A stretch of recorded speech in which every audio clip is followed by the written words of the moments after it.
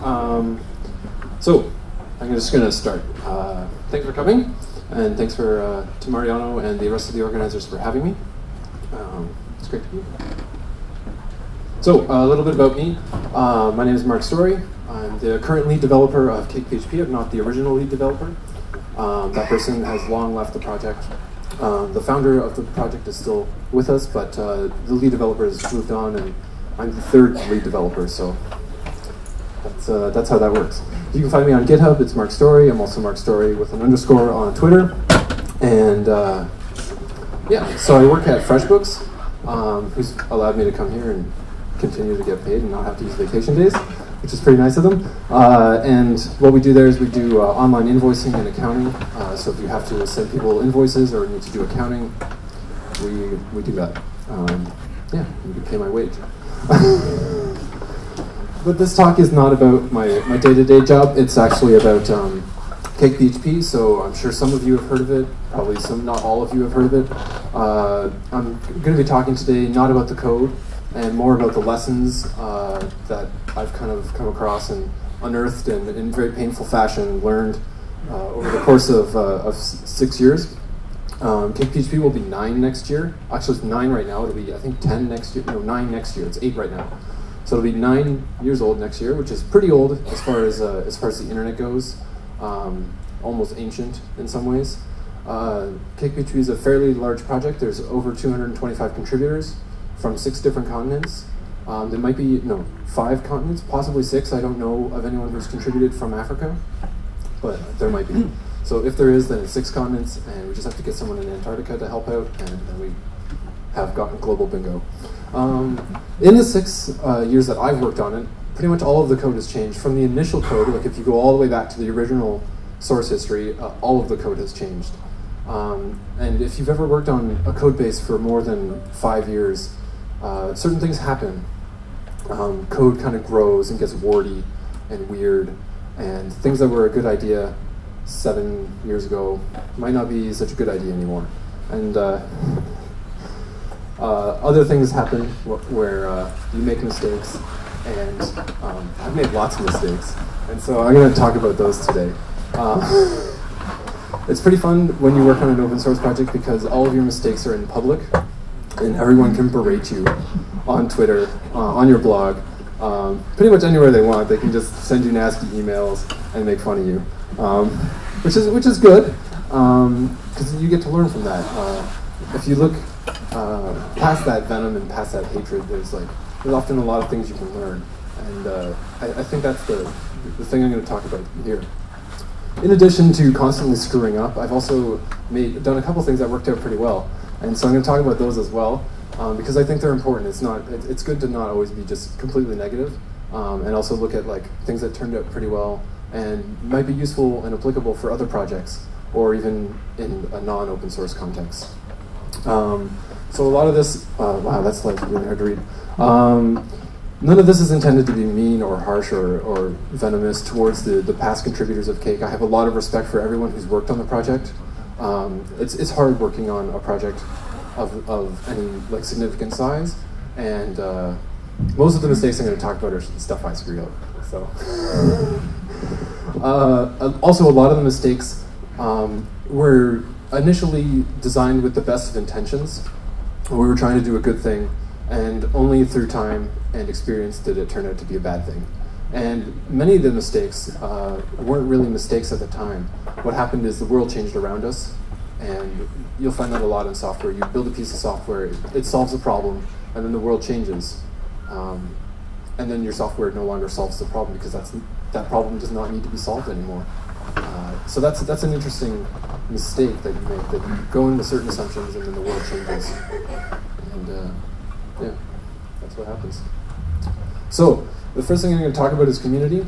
Open source communities that don't have financial backing. CakePHP is one of those. We have no corporate interest. Those communities, those projects live and die by their community. If you can't get people to work for you for free, your project is not going to live for very long. And so in order to foster that community, you have to do a bunch of things. The most important thing I found is be respectful. And this is one of the hardest ones as well. Open source people can tend to be a little sharp, or I don't know what the word is, but not very friendly sometimes. And it's even more important to be respectful and kind of gracious when you have a lot of new developers. So the larger your project is, the more likely it is to attract people who are new, may not have all the experience that you have, and so you have to keep that in mind. And always try and treat people the way that you want to be treated. I've screwed this up many times in the past. And so the thing I found to be really useful is to take myself out of my existing project, go and learn a new project, and ask questions that beginners ask. And just try and put yourself into the position of someone who doesn't know everything, that doesn't know all of the code, doesn't know everything. Like, the questions that you think as a maintainer are dumb, they're not dumb. That's a question that person just doesn't understand, and that can point to a lot of things. It could point to a failing in your documentation. It could point to just a failure to communicate. And so always I find it's good to put myself in the position of a new person as often as I can. So right now I'm learning Go. I go on the IRC channel and ask the most stupid questions, because I've never done statically typed language programming before, so I get to ask all kinds of dumb questions, and people are actually pretty nice to me on the Go channel, so I try and do that.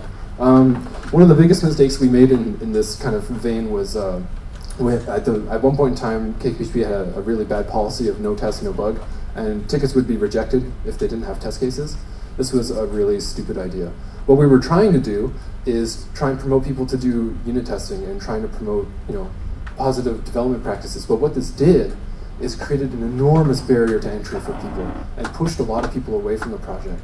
So what we were trying to do is do something positive, but in the end, we just pissed off a lot of people. And so what we've done now is kind of taken that back and gone towards more of a, can you just tell us how to make this happen? If you can just send us a zip file even, like, I don't like zip files of applications, but that's a good step. At least you've made the effort to try and help. If you can describe the steps to go to make your bug happen, or describe what you did, there's still going to be tickets where you just get like, it doesn't work, okay?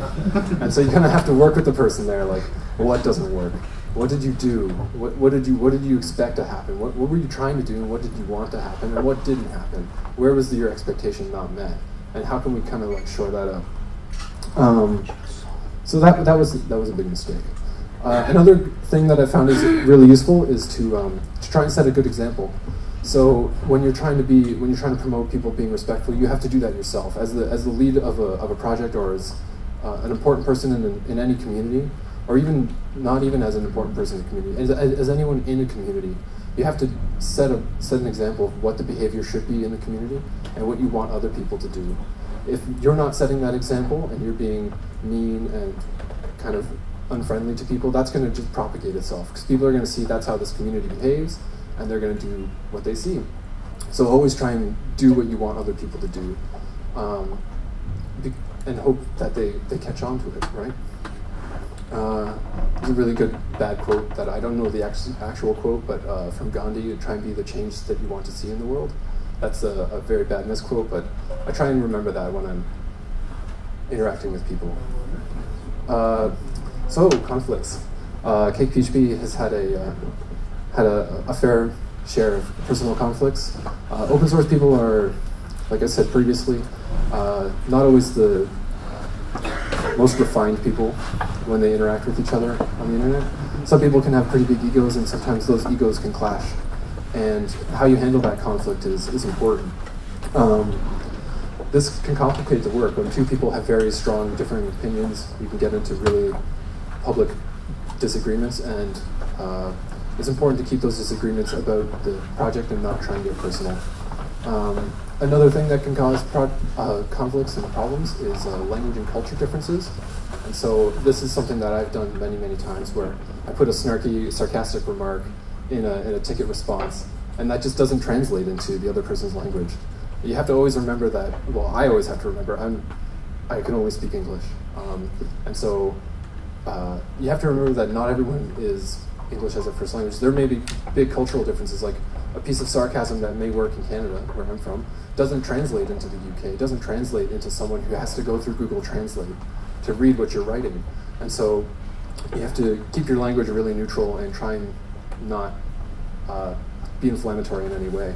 I've pissed off a lot of people to the point where I've had to apologize to them in tickets and apologize on the mailing list because I've been a total dork. Yeah, so that's, yeah, don't do that. But when you do, make sure you apologize. Because I think that shows, for me at least, it shows humility, and it shows that you understand that you were a jerk, and hopefully you've learned. Another really important thing is try to be as transparent as possible. This goes with the open source thing. It's really easy to get side channels and make decisions in side channel rooms. And so one thing that I've tried and foster is like try and do everything either as GitHub pull requests or like whatever your version control system is. Try and make all the decisions in the bug tracker or in the pull request tracker or on a mailing list.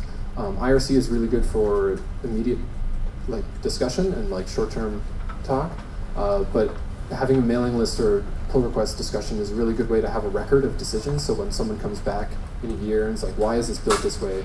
You can at least give them the context of the original discussion. And also as someone working on the project, you'll forget. I forget all kinds of stuff. And so what it's really nice to do is to be able to go back in history and find out why something was built that way and have that discussion. And that transparency is useful because then you have a public record for yourself.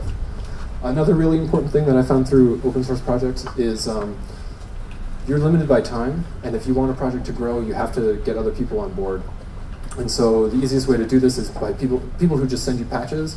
Eventually they'll, this is going to sound really bad, but it's not, they become annoying, and their pull requests and their contributions become so frequent that you just give them commit access because you don't want to have to review their work anymore.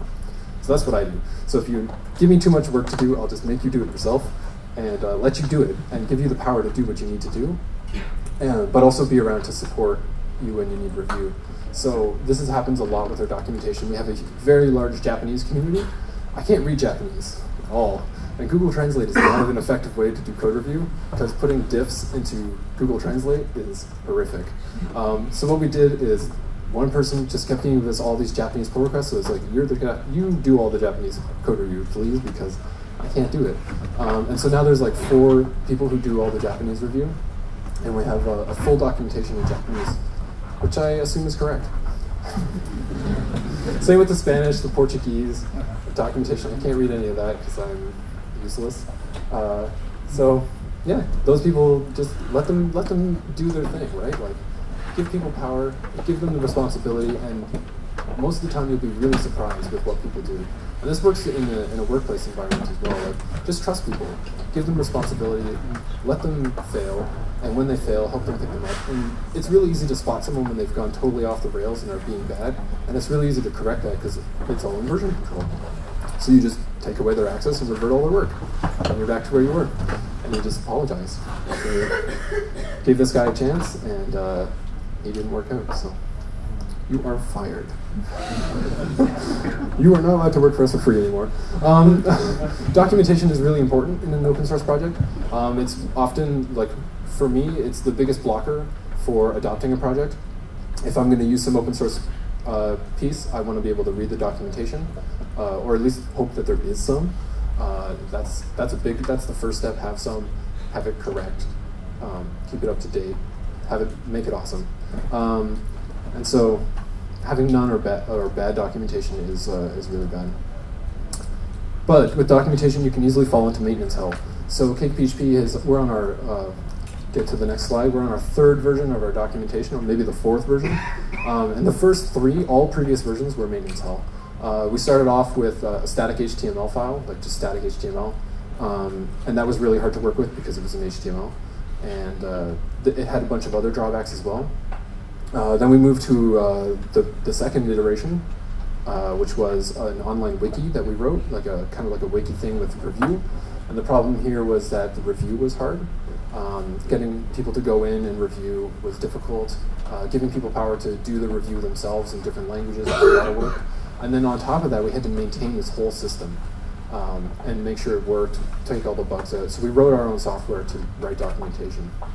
So that wasn't, it was a good idea at the time, but it turned out to be a bad idea. Another thing that has worked out really poorly for CakePHP was comments in the documentation. The PHP .NET documentation comments work really well. Our documentation comments ended up being full of people reporting bugs. Not the right place for that to happen. People just putting inflammatory remarks. Again, now there's more work for us to do. We have to go and triage it, like go through and moderate everything. And then it was also full of stuff that should have been documentation edits. So people got confused as to how they should contribute, whether they should put a comment or whether they should edit the article. And so that extra layer of complexity threw a lot of people off. And so no comments actually worked out a lot better for us. People were upset when we took the comments away, but I think it was the right thing to do. So the third round of the documentation is we're using Sphinx, which is a project. It's not the search thing, it's the other thing that's called Sphinx. And what it is, it's a Python tool chain that is used to generate documentation from plain text files that use a formatting similar to Markdown, but it's called restructured text. And the most notable use of this tool is in the Python documentation. So if you read any Python documentation, it's all built with Sphinx. And pretty much every Python project uses Sphinx as well. And so we started using Sphinx. It was, I think Doctrine was the first PHP project that started using Sphinx, I think. And I saw it and I was like, that's a pretty badass idea. So I stole it and we started using it. Now Symfony also uses Sphinx. A lot of PHP projects are using Sphinx for documentation. And the reason for that is you can generate HTML files and you can generate PDFs really easily. So you can get both online and offline documentation really straightforwardly. The one thing that Sphinx has that I don't like is the search. The search is pretty horrifically bad, I find. If you've ever searched the documentation on Python, you will know that the search is brutally slow. So what we did is we just didn't use it. Instead, we built our own solution on top of Elasticsearch, which works really well because Elasticsearch is amazing. And so what we do is we just rip through all the RST files and then dump them into Elasticsearch. And then we just replaced all the search boxes with Elasticsearch. Turned out that worked really well. So the important part of documentation is have really simple tools. Because simple tools don't require a lot of work, and it's even better if you don't write the tool. So I don't write Sphinx. I maintain the PHP documentation tool for Sphinx, so you can document PHP classes and have it generate docs. But I don't maintain Sphinx, which is great because someone else can do it, and I don't have to do all that work. Another really good thing about Sphinx is the documentation can generate PDFs. We generate PDFs now in 5 languages with very little overhead. People have offline documentation. It's all run through make, so it's pretty straightforward. It's just a make file. It's a bunch of make files and bash scripts. And so the maintenance is a lot lower than when it was an online wiki.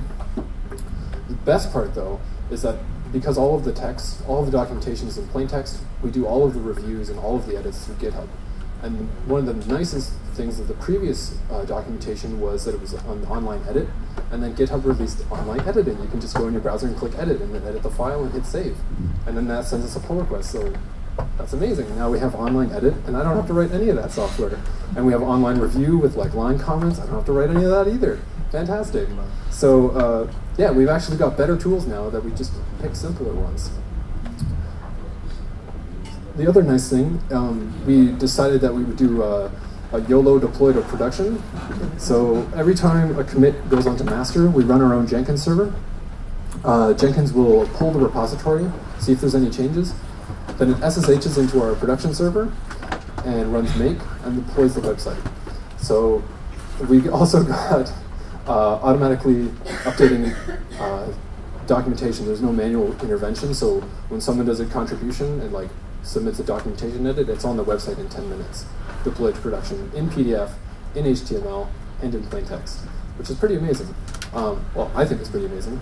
It's really good for contributors as well to get that really fast feedback loop. They can see their edit, we push the merge button, 10 minutes later it's deployed to production, which is nice. I wouldn't recommend this for like business critical systems that take people's money, but for documentation that's basically generating static files and PDFs, whatevs. It's really fun when you have you push a button and something happens that gets deployed to production. You don't even have to push a button in that app. You push it in GitHub. You just like merge button, it deploys to production. That's pretty nice. Another huge boon for documentation is having search and offline docs. One of the biggest, most commonly requested things for our documentation was having searchable docs and having offline docs, so people could take them on their e-reader or on I don't know, on their computer, or they don't have internet. And so picking a simple tool like Sphinx made that all possible. If anyone has any questions at any time, just raise your hand and ask, please. I'll have time at the end for questions as well. So releases and upgrading. This is another important part of open source software, and something we've done really poorly, but we've recently learned from our mistakes and are doing much better. So releases must be simple. Must. It's the most important thing. Back in the day, when I started on CakePHP, a release would take an hour and a half to 2 hours to do. It now takes 4 minutes to do the release.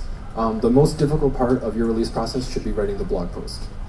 If the blog post does not take 5 times more time than making the release in the tag and pushing out all the packages, you need to invest in some automation. And so automation is really key for doing releases because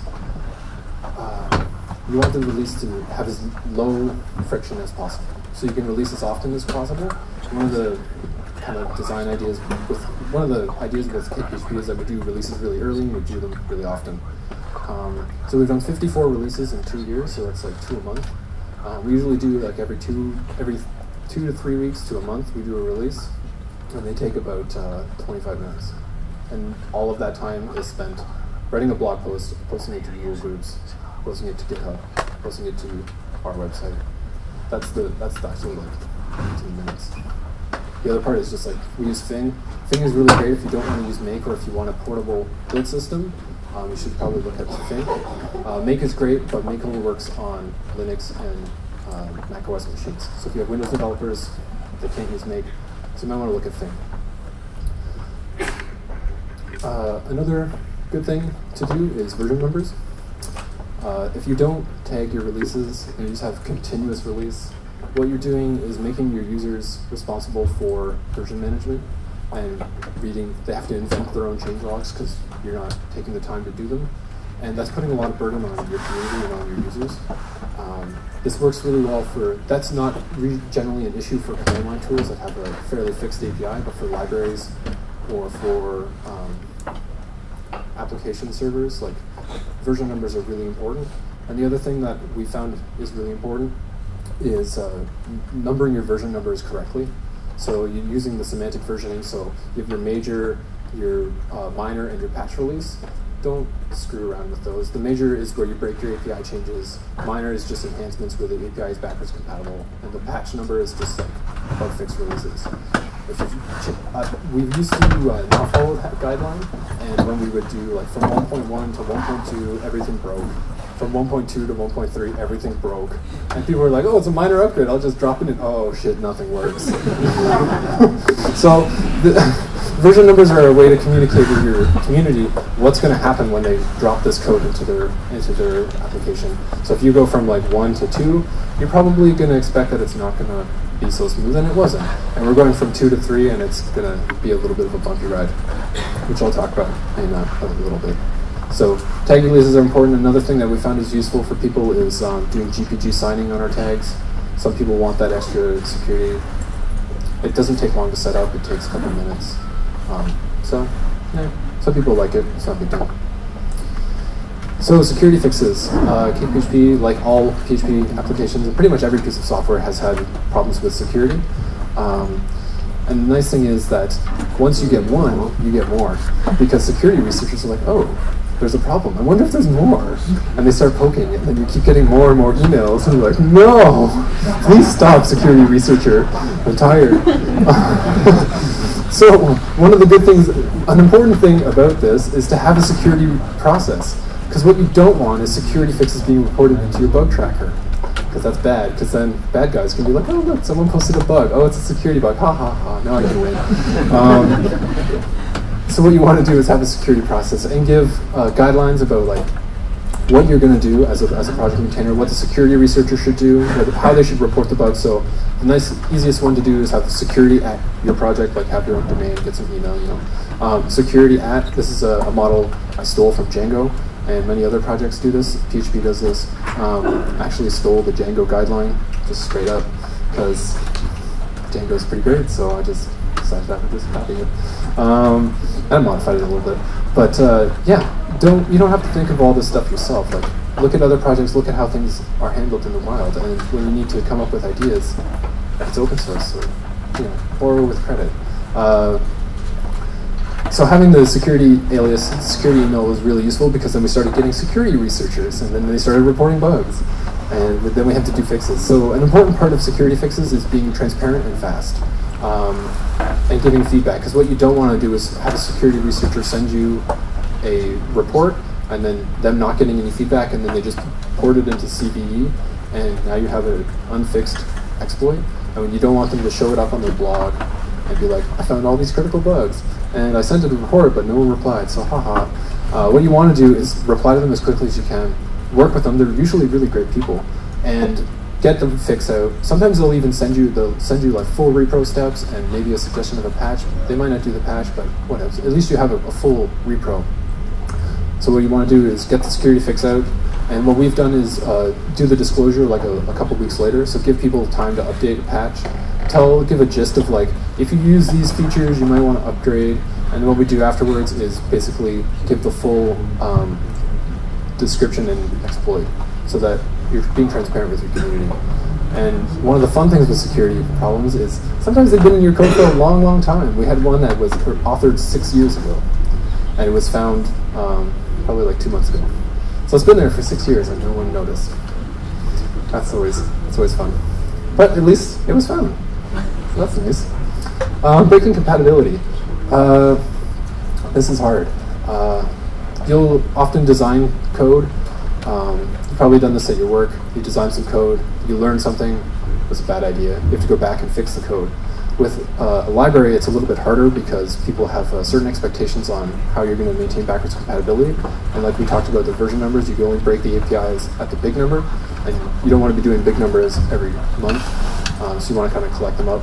And this makes it hard because you have things that you know are broken, and you just have to live with them. And that's not fun as a developer, just living with your mistakes, because you feel like you're in a pile of poop, and no one likes that. And so you have to do you have to support the backwards compatibility so people can upgrade and keep moving with the community, but you also have to break the APIs and fix mistakes that you've made. Once you know they're clearly mistakes. Sometimes, like I said earlier, it's that you made a mistake. Sometimes the world changes around you. A really big one with this is CakePHP is a rapid application development framework, and so we generate a lot of HTML. So in 2006, 2007, there weren't any like huge CSS frameworks. So we made our own conventions, and then Twitter Bootstrap showed up, and it's like enormous. It's one of the biggest open source projects in the world. Well, biggest open source projects on GitHub. So it shows up and it's like, these are the conventions for HTML, better follow them. And then now everyone that uses Cake is like, this doesn't work with Twitter Bootstrap. We're like, we know, but we can't change it because we have to maintain compatibility. And they're like, but that doesn't work with Twitter. And you're like, I know. I know. And so that happens. Sometimes the world just changes around you. Another fun thing is the ORM in PHP and CakePHP was designed for PHP 4. And we didn't want to break it because people use it and they rely on it. This is like the heart and soul of their application. But it's kind of janky now. Everyone agrees. Like most people are like, this is dumb. I'm not going to use Cake because this ORM's a piece of crap. And we're like, yeah, but if we change it, we'll break every application. So we're kind of, and you get into these tough situations. So we are breaking the ORM in 3. We're rewriting it to be like a more modern ORM. But you can get into these uncomfortable situations. And so you have a few options as a maintainer. You can just break it and move forward, or you can kind of live with it. Sometimes you have to do both, and you have to do with it. The other thing you can do is abandon your project, but that's kind of a jerk move. Yeah, it's I don't know, it's not straightforward. One thing that has worked out well, since we're talking about breaking compatibility and releases, is migration guides. When we started the development on 1.3, we kind of made it part of our dev process to record every API change, like all the additions, all the changes, all the breakages, and put those into in a big file. It's a text file now because it's in a restructured text. And what we do is when we do the releases and we do the RC, the release candidates and the betas, we link to that document and we always keep it up to date. And so people have a really quick summary of what's changed, what's new, and what's different. And that's really useful for people when they're upgrading or evaluating upgrading. It's just basically a fancy changelog. Yeah, it's been really helpful. It seems like a really simple idea, but was hugely important. Another thing is if you're going to be breaking APIs, if you can break them in a way that you can write a tool to help people upgrade. So when we moved from 1.1 to 1.x to 2.x in Cake, we wrote a couple command line tools that would help you upgrade. So it would go around, rename classes. We had to change how classes were imported because there was no PSR 0 prior to that, and then we couldn't support it because we were supporting 5.2, so we couldn't use namespaces, and we didn't want to use the pair classes because they're gigantic, so, and then pair class names. So then we had this kind of weird workaround, and so we wrote a tool to move to the new system, which will eventually help us get to namespaces, which is coming in the next breaking release, because we have to support 5.2, so we can't just like switch the 2.x line into the new version of PHP. More fun stuff. So if you're renaming classes, moving files around, changing basic APIs, you can usually write command line tools to just basically munch through text and do CLI stuff. And you can even automate it to do Git, so our upgrade tool will integrate with Git and actually stage all the files for you when it moves them around. So that's been helpful. All right, building a framework. Building CakePHP is one of the longest and hardest projects I've ever worked on. I've been working on it for 6 years. It's also been immensely rewarding, just because I get to come to Argentina and talk to people. Like, this is fantastic. I just work for free. It's been really hard though. It's hard to balance your life, your not work life with open source. My job doesn't really pay for me to work on Cake, so I have to do it in my evenings, and it's a balance. Like, you have to be really passionate about your open source project, or you won't find time to work on it. And staying passionate about the project when people are being mean to you is hard, but you just have to work through. And yeah. So one of the important things I found with open source projects is have opinions. Opinions are important for a few reasons. One, they will help you differentiate your project from all the other projects. There's like infinity plus 2 PHP frameworks. So having opinions helps you kind of separate yourself and helps you get people who are like-minded. It also has the other problem of people not liking what our opinions are. But the opinions will help guide your project. They help you make decisions because you can say like, well, we have conventions. One of the things in Cake is having conventions. And so you can say, well, the conventions, we should have a convention for this. And that helps you inform decisions around the project and help you guide minor and major decisions about how you're going to do stuff. But with opinions, you will be wrong. And people will hate you because people just don't like, if people don't like what you do, they will tell you. And this can be frustrating. If you have opinions, people will disagree with you because you have opinions. And you'll have to have internet fights with them. And you have to remember to keep those internet fights civilized. They might not be able to do that, but you have to try and take the moral high ground. Yeah. So you have to, when you get this angry emails and angry Google groups or forums or whatever, you have to read past all the anger and try and see if there's any constructive criticism in there. Anything that you can use to help improve the project, you have to kind of like slog through all the mud and try and pick out the, I don't know, the good stuff in there, not the good. But on the opposite side, people will love you for your opinions. Sometimes your opinions will really resonate with people, and that will help them become really passionate members of your community. And that's great. Like, you can go up to people and they'll greet you and be like, this project's amazing, it's helped me save so much time and money on my project, I can get like my client jobs done in like half the time. And that's your fuel. You gotta store that stuff up and just hold on to it. Hold on to those good stories that of people who your project has benefited, and use that to fuel your development in the future. And also use those people as people to bounce ideas off of. Like, get them involved with the community. Try and encourage them to participate, because the more people that participate, the more inertia a project has. And to be honest, I'm not very smart, so I like to get a lot of people that are smarter than me to help me do open source. And so the more smart people you can get involved, the better results you're going to have. So get those passionate people to work with you. Yeah. So one of the things that has worked well for CakePHP is code generation. This ties in with the opinions. Code code generation is really powerful. You can get it to generate a lot of scaffolding. Some people will say that you shouldn't need all that scaffolding, but boilerplate code, but to some degree they're right, but to some degree you still need it. One of the bad things with code generation is it relies on a little bit of coupling. If everything's really loose coupling is fantastic, but inhibits code generation because then you have to have adapters for all the different libraries people might use, and then they might not use a library that your tool supports, and you have to write another adapter.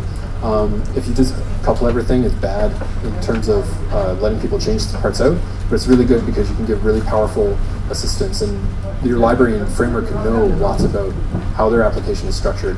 This kind of, you can see this in the way that Ember.js is structured versus Angular. So Ember.js has a lot of code generation, not a lot of code generation, but they're working on that, but it has a lot of strict kind of conventions, and that helps them reflect and help you write less code, because they know where everything is because they told you where it is.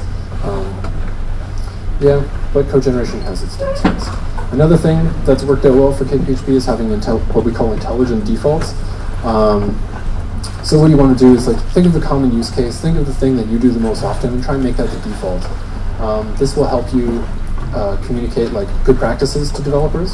So CakePHP has a large beginner user base. A lot of our users are beginners, or at least the ones I talk to are.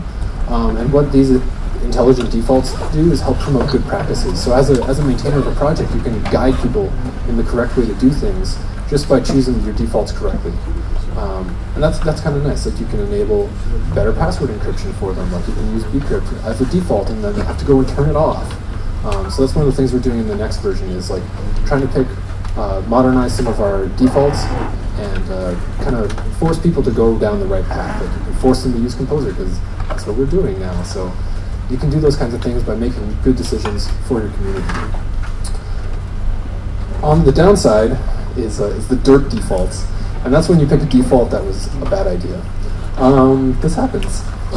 This happened most recently with the translation function in CakePHP. Because getText is not really a commonly installed extension, we have a re-implementation of getText in PHP, but we decided that it should echo by default. You just call the function and it echoes.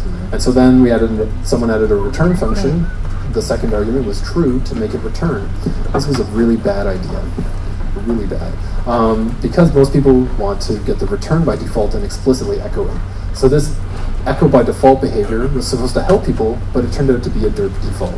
And so we had to underp it when we went to 2.0, which caused a lot of churn.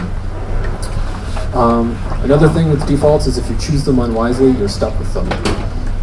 So you can't change the default because it's not explicit in people's code, and so you can't change it because if you change it, you break their application, and then they get mad. So pick them wisely. Again, with the pagination, the HTML generation, we chose some defaults, and then Twitter Bootstrap came up and changed the world around us. So now we have a whole bunch of derp defaults that people have to work around because Twitter Bootstrap is now more prevalent and dictates HTML and CSS design far more than CakePHP can. And so sometimes the world will change around you, and your formerly intelligent defaults are now just dumb. And so you have to adjust. Yeah, that's unpleasant when that happens, but it does. So conventions. Conventions and configuration are something that CakePHP has adopted from Rails. Conventions and configuration can go horribly sideways on you, which I'll get to in a minute. But conventions are really good for file system layout, making all your projects the same. So my previous job, I worked on a lot of client jobs, and it was really helpful to have all of them laid out the same, so it was easy to find the code that I needed to change. So conventions are really good around file system organization, application architecture. Those are really good places to use conventions. Bad places to use conventions, I'll get into in a minute. However, just because you have conventions does not mean you can avoid configuration. Configuration is a necessary evil in every application. You will always have some configuration, and you have to figure out how to handle it. Configuration often is related to deployments and environments, so try and make it as easy as possible for people to change it. We didn't do that, and it was bad. So conventions can lead to magic. So when you use conventions to enforce behavior or add implicit behavior that just happens, this turns into magic, and more importantly, evil magic. And evil magic is really bad. best example I can think of is the authentication library in CakePHP didn't require any function calls to log you in. It just knew and just did it. And this really confused people because they just write an empty function and then it would automatically handle login. And this was what I call evil magic. It's evil magic because, one, the developer who's using the code, unless they go and read all the source code of Cake, has no idea how it works. It's not transparent. Yeah? Sorry. Seemed like a good idea at the time. It's one of those things, like, it seemed like a good idea at the time, but it turned out it wasn't a good idea. And what this implicit behavior can do is require even more configuration. So, because the login process was completely opaque, we had to add a whole bunch of configuration in for letting people choose what message got shown, how they got redirected, and that all just increased the burden, which made things hard. So we kept trying to like customize the magic, and kept bolting more stuff on, and eventually we had to table flip it and just make it a far more explicit process.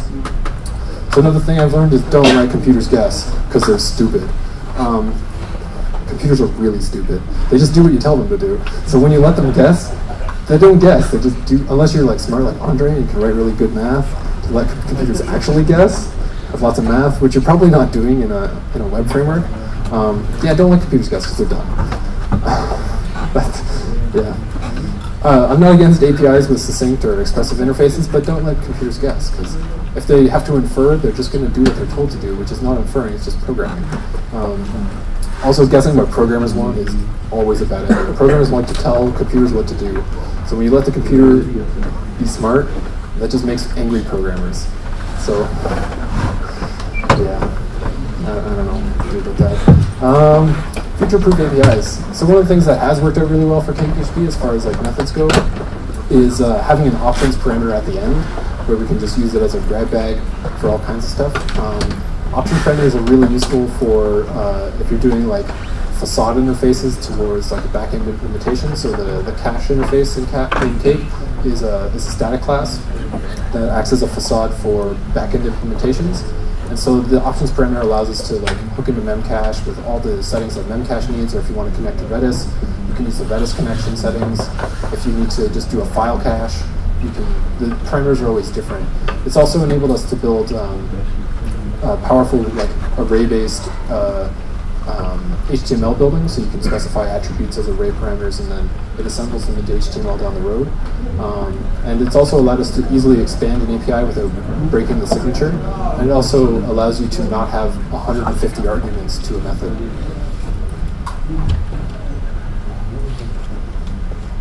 But at the same time, when you have dependencies injected as option parameters, it's really hard to document them or type in them. So you have to balance that ease of use and flexibility of expansion in the future with being able to document it and test it correctly. Because you can shoot yourself in the foot pretty easily. Another thing that's worked really poorly is declarative interfaces. CakePHP uses a lot of arrays because you can't use method calls or function calls in class declarations because it doesn't let you. So we end up using like heaps of arrays to declare all this declarative behavior, and turns out declarative interfaces kind of suck. If you've ever used Python or Ruby, they work amazing because they have far more powerful metaprogramming interfaces. In PHP, you don't. You have array and a string and number, and that's pretty much all you got. So then you also always have to have an imperative interface. So you always have to have like a function-based interface that you take this array digest and consume it and turn it into code.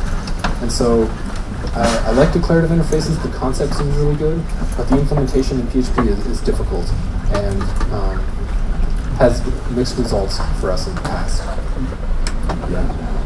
I don't really know. Anyways, another really good thing to do is say no to people. Your open source project can grow to infinite size. There's I can't remember whose law it is, but there's a law of software programming that any project will expand until it reads email, and don't be that project. Know the boundary, use the opinions of the project and the guiding principles behind your project to help enforce decisions so that you don't end up writing an email client, unless your goal is to write an email client. You have to draw the line at what is part of your library and what isn't part of your library. And a good way to say no to features is to provide people extensible interfaces that they can use. So in Cake we use a plugin system, Symfony has bundles. These are ways for project maintainers to say no to features and make it someone else's problem. That's one of the main goals. It's partly to allow people to customize things, and it's really a way for people to reduce the maintenance load for their own project. That sounds really kind of self-centered and self-directed, but that's one of the main goals. That's one of the main reasons I have a plugin system. That the plugin system in Cake can do what it can do, so that I can say no to features and say, I've never needed this feature, so I don't want it in the framework because I'm going to have to maintain it. It may be really powerful for you, but I'm going to have to maintain it in the long term. And that's another big motivating factor for saying no to features. Is it's great that people will show up and contribute features, but oftentimes they'll lose interest, and you'll be stuck with this thing. And you can't break the API because people are relying on it. You can't take the feature out because people rely on it, but you're stuck with it. And you don't know how to maintain it. It may not be something that's outside of maybe something outside of your expertise, but it's yours for forever. So choose your children wisely, I guess. Like, choose what you want to maintain. Choose what you need to handle, so you can take your sanity down the road. That's pretty much it. We try and use the 80% rule, so if this feature or concept could be used in 80% of the applications that the core team has built, like the people who maintain CakePHP, if we're like, oh my god, I needed this all the time, that makes the feature inclusion really simple. But if it's something where like, I've never needed this, then that's a good way to guide your decision. So kind of in closing, make mistakes. Making mistakes in public is not always fun, but falling down is a good way to learn. Burning your hand on the stove is a good way to learn. Don't do that. And I think from all the mistakes that I've made in Cake and all of the total debacles I've made, I think I've learned a lot from that. And I think if more people, it's risky. Like, you have to kind of put yourself out there and be prepared to fall down in front of thousands of people. I think it's powerful because it forces you to learn and forces you to remember. Yeah, making mistakes is important. That's what we do as programmers. It's part of debugging. That's just part of life. So yeah, just make mistakes. You'll learn from them, and then you'll become a better developer. The other thing I would say is try this at home. Open source is hard, but very rewarding. I've been able to fly to different countries. I got to come here. To me, this is amazing. I get to come to different countries and talk to people, and they think I'm smart, but I'm not.